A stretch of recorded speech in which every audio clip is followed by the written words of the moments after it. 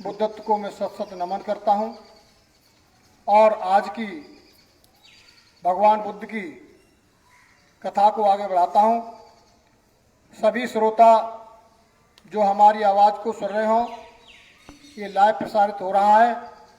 हमारा अपना चैनल भी बन चुका है, जिस चैनल का नाम है बुद्ध संदेश। आप YouTube खोलेंगे तो बुद्ध संदेश नाम से आपको चैनल मिलेगा। आप उस चैनल से जब चाहे तब खोल करके इस धम्मगोष्ठी में बोलने वाले कवियों का और गुरु द्वारा बंते जी द्वारा दी गई धम्म देशना का लाभ ले सकते हैं। इसलिए इस हमारे चैनल को ज़्यादा से ज़्यादा देखें और सब्सक्राइब करें। इन्हीं बातों के साथ में मैं बुद्ध कथा को आगे बढ़ाता हूँ। सम्मानित उपासक उपासिकाओं, आपने कल सिद्धार्थ गौतम की शिक्षा के विषय में पढ़ा और सुना। आप यह मान के चलें कि हम प्रारंभिक अवस्था में हैं और कैसे कैसे बुद्ध शिक्षा से बुद्धत्व तक पहुंचे, किस तरीका से वो बुद्ध बने, संसार के शास्ता बने, धर्म के प्रवर्तक बने। इस बात को धीमे धीमे आप भी यह मान के चलें कि आप प्रारंभिक शिक्षा अवस्था में हैं। इसलिए सारी बातों को ध्यान से सुनना है। सिद्धार्थ गौतम को सबसे पहले हमने बताया प्रारंभिक शिक्षा 8 ब्राह्मणों ने दी थी। वे 8 ब्राह्मण वो थे जिन्होंने महामाया के स्वप्न की व्याख्या की थी और व्याख्या करते हुए उन्होंने भविष्यवाणी की थी कि यह बालक निश्चित रूप से गृह त्याग करेगा तो धर्म का प्रवर्तक बनेगा और गृहस्थ रहेगा तो महासम्राट बनेगा। लेकिन असत ऋषि ने एकमात्र घोषणा की थी कि बालक निश्चित रूप से गृह त्यागी बनेगा और धर्म का सूत्र प्राप्त करने वाला होगा, जिसकी छत्र छाया में तमाम लोगों को मुक्ति का मार्ग मिलेगा, बंधनों से मुक्त होंगे। तो पहला ज्ञान तथागत बुद्ध को शिक्षा 8 ब्राह्मणों ने दी। तो काय की शिक्षा दी? स्वप्न विशेषज्ञ थे और वो ज्योतिष शास्त्री भी थे। यानी तथागत बुद्ध को ज्योतिष का भी पूरा ज्ञान उन ब्राह्मण पंडितों ने कराया था। इसके बाद में दूसरे जो गुरु आए थे वो सभ्यमित्र थे। सभ्यमित्र ने उस समय के जो भी धर्मशास्त्र थे, वेद वेदांग थे, व्याकरण था, भाषा विशेषज्ञता में सिद्धार्थ गौतम को महारत हासिल कराई थी। इस शिक्षा के बाद में तथागत धीमे धीमे और किशोरावस्था की ओर बढ़े। तो उन्हें जब भी मौका मिलता था तो अपने पिता के साथ अपने खेतों पर जाते थे। वहां एकांत में बैठ करके वो ध्यान लगाया करते थे। अब देखिए, हमारा जीवन की शिक्षा कहां समाप्त हो जाती है? स्कूलों की, कॉलेजों की डिग्रियां लेने के बाद में शिक्षा प्राप्त हो जाती है। उसी को हम पूरा ज्ञान समझते हैं। वो ज्ञान नहीं है, वो महापुरुषों की हुई कहानियां हैं, कुछ उनके कृतित्वों के व्यक्तित्व का वर्णन है। असल ज्ञान साधना से शुरू होता है। असल ज्ञान साधना से शुरू होता है। तो भगवान बुद्ध बचपन से ही ध्यानी थे और जब भी उन्हें अपने खेत पर जाने का मौका मिलता था तो वो ध्यान अवस्था में बैठ जाते थे, ध्यान मग्न हो जाते थे, जिसे धम्म की भाषा में आनापान या विपश्यना कहते हैं। विपश्यना का मतलब होता है जो कुछ भी घटित हो रहा है उसे देखें, उसका साक्षात करें, उसमें अपना कोई लगाव ना हो, कोई किसी तरीके का भाव ना हो। जो घटित हो रहा हो, जैसे संसार में घटित हो रहा है तो उसे देखें, लेकिन हमारे अंदर भी घटित होता है। हमारे मस्तिष्क में भी, ब्रह्मांड हमारा मस्तिष्क है, इसमें भी बहुत सारे विचार आते हैं। उन विचारों को आप अवलोकित करें, देखें निष्काम भाव से कि शुद्ध विचार आ रहे हैं या अशुद्ध विचार आ रहे हैं। उन विचारों से ही हम प्रेरित होकर के कुछ कार्य करते हैं। अभी बंते जी ने धम्म देशना में बताया, अहंकार, फीडिंग का बात बताई। फीडिंग भी मोबाइल में जब करता है उससे पहले फीडिंग उसके मस्तिष्क में अवतरित होती है। जब मस्तिष्क में अवतरित होती है, विचार मस्तिष्क में पैदा होता है। और हमारे मस्तिष्क में कैसे विचार पैदा हुए कि फोटो फीड किए जाएं, गाने फीड किए जाएं, संगीत फीड किया जाए, प्रवचन फीड किया जाए। मोबाइल में बाद में फीड कर रहा है, लेकिन फीड करने का भाव मस्तिष्क में पैदा हुआ। इसलिए एक विद्वान ने कहा है, a picture hanging in a house is a picture of the man who hang its. यानी किसी व्यक्ति के घर में टंगा हुआ चित्र इस बात का प्रतीक होता है कि वो टांगने वाले की मस्तिष्क की क्या रूपरेखा है, वो कैसा सोचता है, कैसा विचारता है। एक मनोवैज्ञानिक किसी के घर में टंगे हुए चित्र से या जिसने उस चित्र को टांगा है उसके पूरे मस्तिष्क का व्याख्यान कर सकता है कि आदमी कैसी प्रवृत्ति का है, कैसी विचारधारा का है, क्या करता है। तो सारा का सारा विचार का प्रादुर्भाव मस्तिष्क में होता है। इसलिए इसमें खरपतवार पैदा हो जाए, इसलिए बुद्धि रूपी सजग जो प्रहरी है उसको इतना जागृत रखना है कि कोई खरपतवार हमारे मस्तिष्क में घर न पकड़ पाए, उसे समय समय पर उखाड़ते रहना। और ये आगा कौन करेगा? पूज्य भंते जी। कहां करेंगे? बुद्ध संगत में।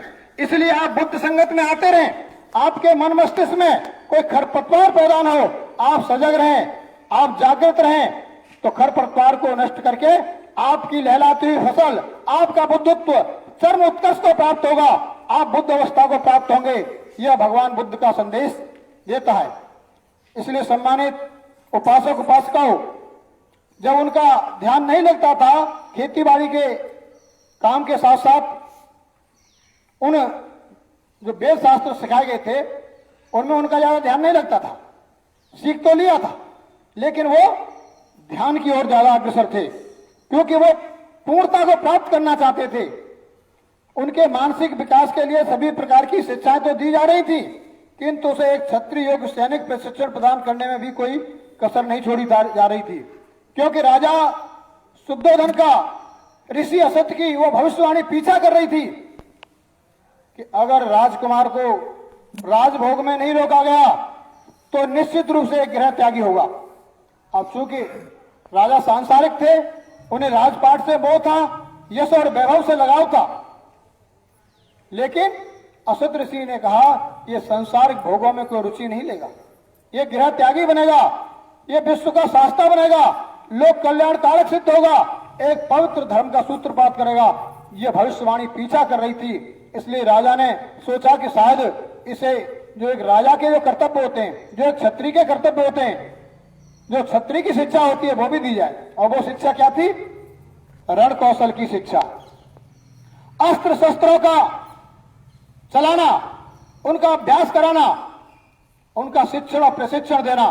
इसलिए सिद्धार्थ गौतम ने उस समय के तात्कालिक बढ़िया जो सैनिक थे उनके द्वारा उन्हें क्षत्रियपन की भी शिक्षा दिलाई गई, यानी अस्त्र शस्त्र और रण क्षेत्र की भी शिक्षा दिलाई जा रही थी। उसमें भी कोई कोई कसर नहीं छोड़ी जा रही थी।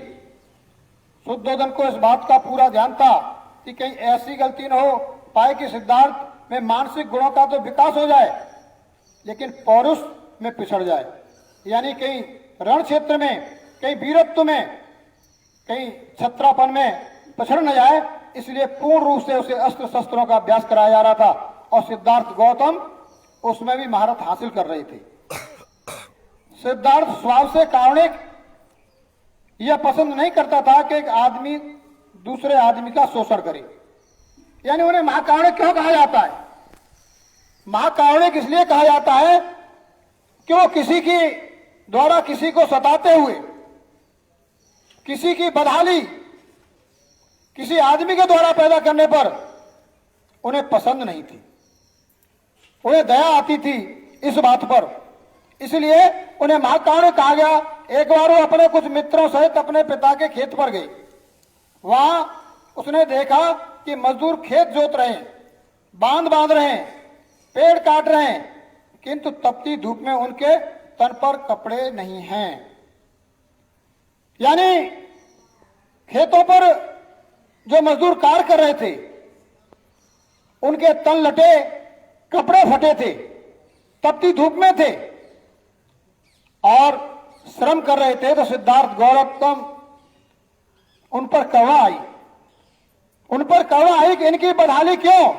जब श्रम से आदमी धनवान होता है तो ये श्रम तो बहुत कर रहे हैं, लेकिन इनकी बदहाली क्यों? इसके मूल में कारण क्या है? इसके मूल में शोषण है। इनके मूल में शोषण है। श्रम ये करते हैं और इनके श्रम का लाभ राजा महाराजा उठाते हैं, धनपति उठाते हैं। इसलिए इस दृश्य को देख करके वो द्रवीभूत हो उठे। उसने अपने मित्रों से कहा, क्या यह उचित है एक आदमी दूसरे आदमी का शोषण करे? यह कैसे ठीक हो सकता है कि मजदूर मेहनत करे और मालिक उसकी मजदूरी के फल पर गुलछर्रे उड़ाए? यह कैसे उचित हो सकता है? एक आदमी 8 घंटे श्रम करने के बाद में उसको मात्र 200 रुपए मिलते हैं और उसी की परिश्रम को जब मार्केट में बेचता है, एक जो मालिक है फैक्ट्री का वो धनपति होता चला जाता है।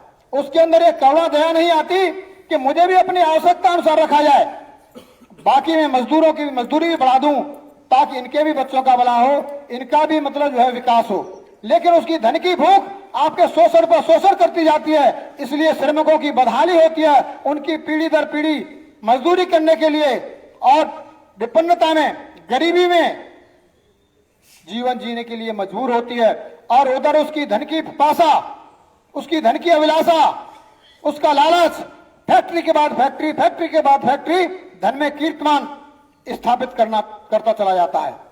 यह क्या है? शोषण पद्धति है। सम्मानित साथियों, शोषण पद्धति पर मुझे एक कहानी याद आई है। ऐसा फैसला दुनिया में अभी तक नहीं हुआ, न उससे पहले हुआ था। चाइना में कन्फ्यूशियस नाम का एक राजा था। उस राजा ने देखा कि उसकी अदालत में एक मुकदमा आया, एक चोर ने चोरी कर ली। एक चोर ने चोरी कर ली और चोरी के पीछे मजबूरी चोर की यह थी कि उसके बच्चों को कई दिन से भोजन नहीं मिला था। उसकी पत्नी भूख से तड़प रही थी, उसके छोटे छोटे बच्चे भूख से तड़फड़ा रहे थे, बाप के सामने विलाप कर रहे थे, खाने के लिए ले आओ। लेकिन बाप के सामने मजबूरी थी कि आखिर लाए तो लाए कहां से? चाहते हुए भी श्रम नहीं मिल रहा, वो श्रम करने के लिए तैयार है, लेकिन धनपतियों ने धन पर इतनी सुरक्षा का पहरा लगा रखा है और इतने नियम कड़े बना रखे हैं कि अगर आपने जरा भी उस नियम के विरुद्ध वहां से धन लेने की कोशिश की तो वो चोरी की श्रेणी में आता है और उसके लिए दंड व्यवस्था है। लेकिन एक कहावत है कि भूखा मरता वो क्या न करता, उसने चोरी कर ली। वो इतना प्रेरित हुआ अपने बच्चों को बिलखते भूखे देखते हुए कि वो चोरी करने के लिए आमादा हो गया और उस धनपति के यहां से उसने जो है थोड़े से धन की चोरी कर ली। जब उसने चोरी कर ली और चोरी का मुकदमा उस धनपति ने दर्ज कराया और कन्फ्यूशियस के अदालत में पहुंचा। जब अदालत में मुकदमा पहुंचा तो जब सजा देने की बारी आई तो जितनी सजा चोर को दी उतनी सजा साहूकार को दी थी। उसके वकील साहूकार के एकदम उखड़ पड़े और बोले कन्फ्यूशियस से, यह कैसा फैसला? ये तो मुद्दा ही है, ये तो पीड़ित है, इसकी तो चोरी हुई और इसकी सजा कैसे कर दी?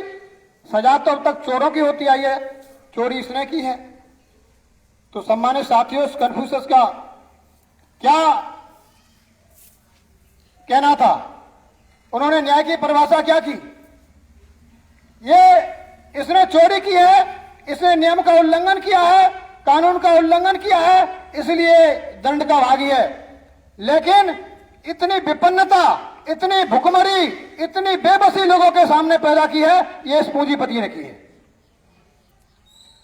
इस पूंजीपति ने इतनी विपन्नता पैदा कर दी, इतना धन संग्रह कर दिया कि इसके मानवता को भूल गया, पुण्य दान करना भूल गया, सबको अवसर देना भूल गया।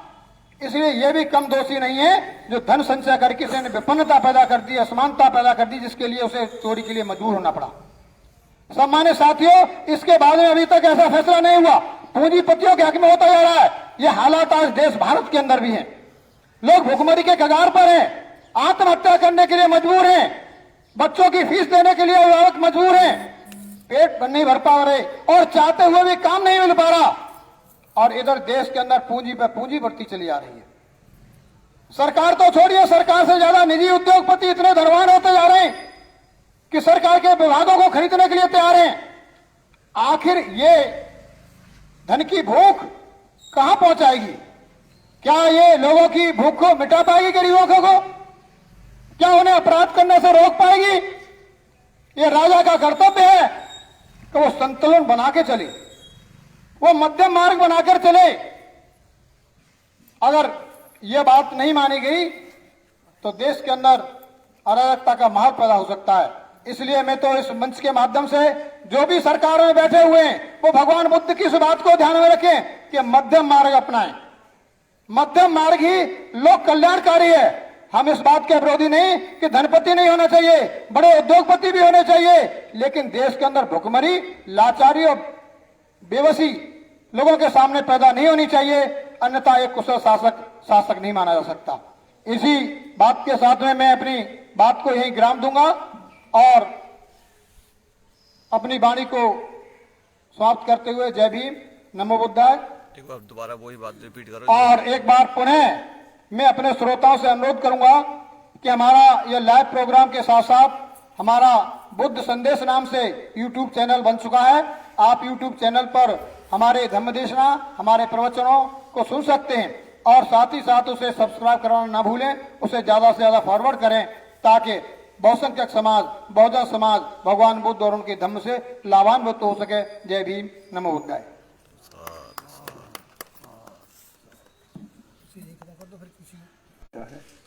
आ जाइए।